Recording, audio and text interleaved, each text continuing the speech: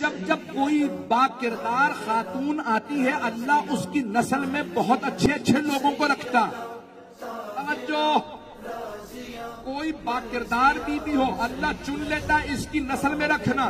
جو افضل ترین be be ہو اللہ اسے چنتا. حضرت سارہ نبی کی بیٹی تھی، نبی کی بہن تھی، نبی کی زوجہ، نبی کی ماں، لیکن اللہ نے کہا اس سے افضل کیونکہ ہاجرہ ہے، میں محمد کو سارہ کی نسل میں نہیں رکھوں گا.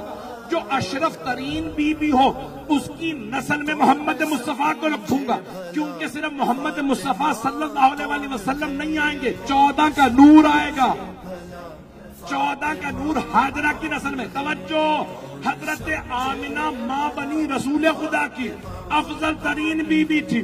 فاطمہ بنت اسد بنی ماں حضرت مولا کائنات کی. ان ماؤں کا وہ مقام تھا کہ اللہ نے کہا جو عرب میں افضل ترین بی بی ہوگی وہ ماں بنے گی اماموں کی.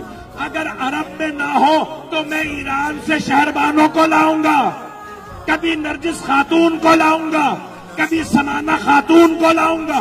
جو افضل ترین بی بی ہوگی وہ ماں بنے گی امام کی. اب سوچیں کیا مقام ہوگا جناب خدیجہ کا جو فاطمہ الزہرا کی ماں بنی.